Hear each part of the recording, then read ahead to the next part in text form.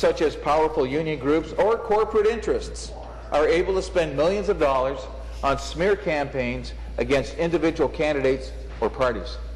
The opinions of voters in a parliamentary democracy should be based on the platforms of the respected parties, not on expensive attack campaigns from unaccountable groups. It's true. Queen's University professor Jonathan Rose weighed in on third-party election advertising.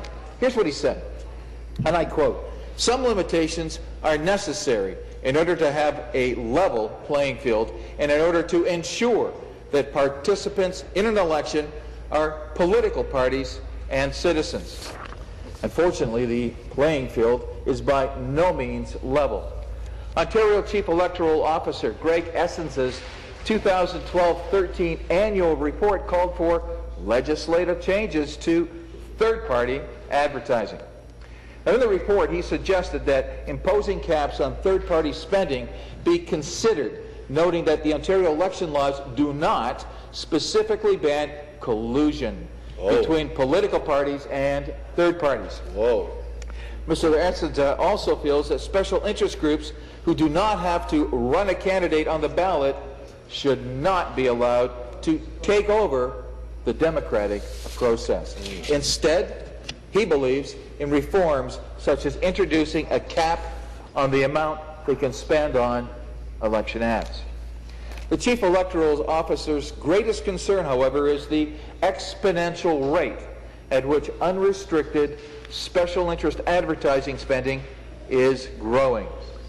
Speaker, from 2007 general election to the 2011 election, the amount spent by third-party interest groups tripled to almost $7 million.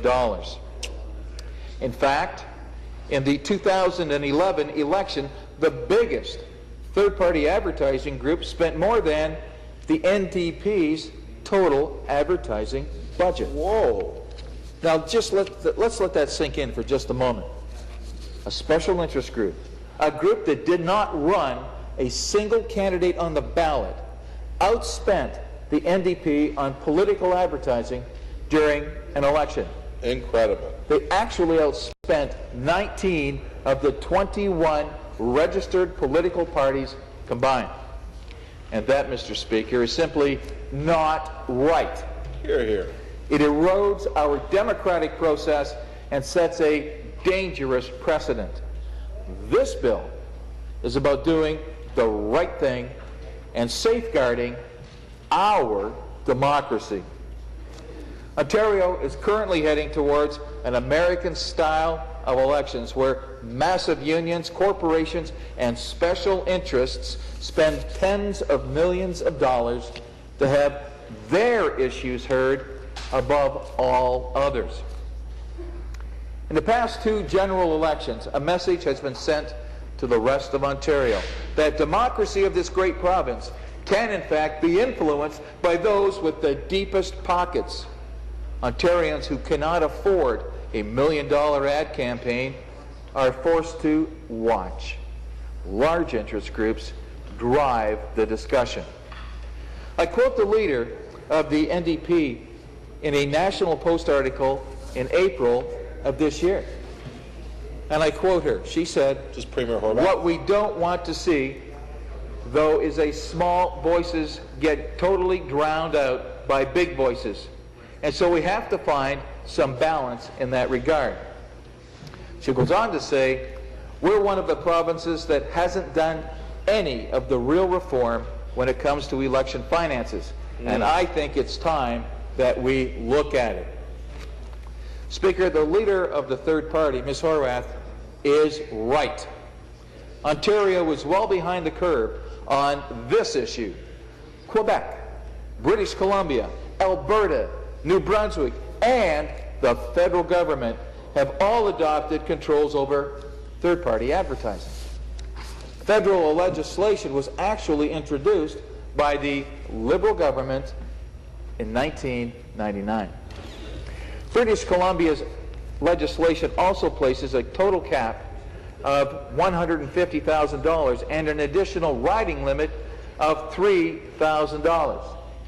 My bill, Bill 101, is also in line with the limits found in federal legislation.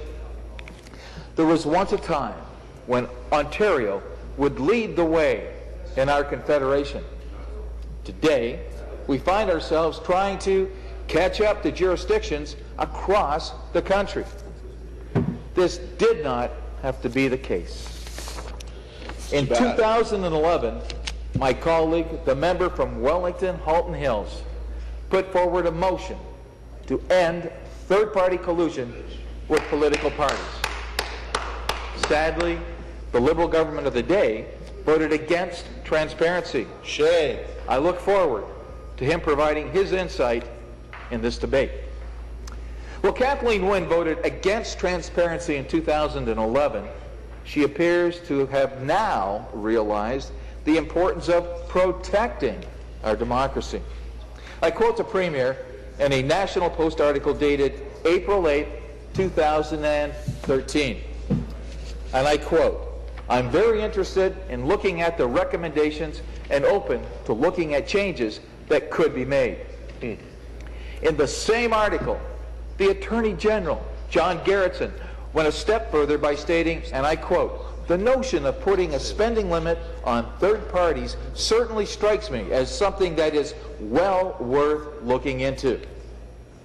In a rare example of agreement, Speaker, the leaders of all three major parties expressed their willingness for reforms back in the spring. And I quote from a Toronto Star editorial dated April 11th, 2013. And I quote, "NDP leader Andrea Horwath also favors a look at third-party spending limits as a part of a wider examination of election finance rules. And Premier Kathleen Wynne has said she is willing to consider Essence's recommendations." Will she do anything about it, though?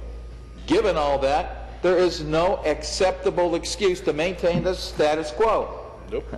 Speaker, Queen's Park needs to turn off the lights and declare the party over when it comes to unfettered third-party election spending.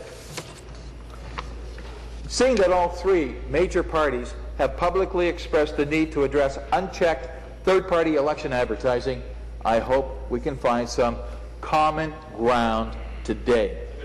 Speaker, and to those watching at home, we must ask ourselves every day in this House, what province do we want to live in?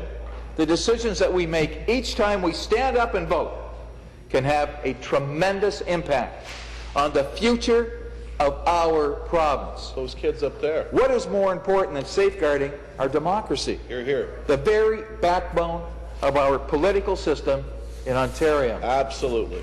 Right now, massive special interest groups have the ability to outspend major parties with almost zero accountability or transparency. Terrible.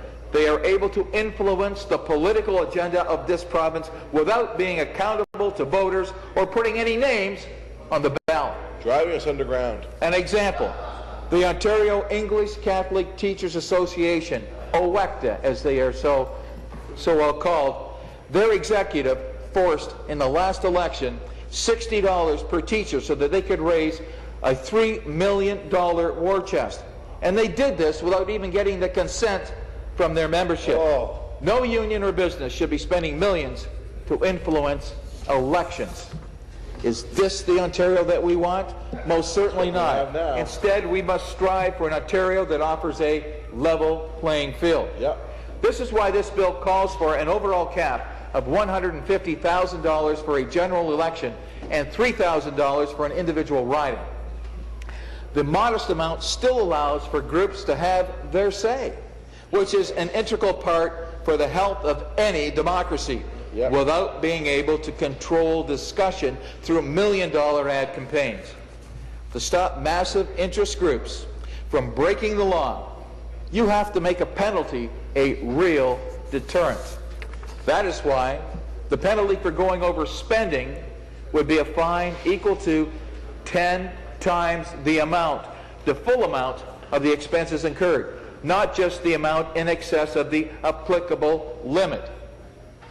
These third-party advertisers are used to operating with millions of dollars in their election advertising budgets. Any lesser fine would simply be a slap on the wrist to them.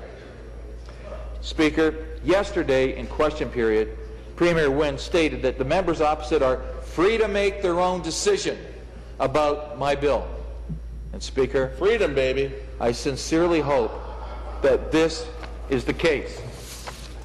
Allow them to vote their conscience, doing what is right and what must be done to defend and protect our democracy. Absolutely. Limits on third-party spending have been brought forward by Liberal, NDP, and PC governments across the country.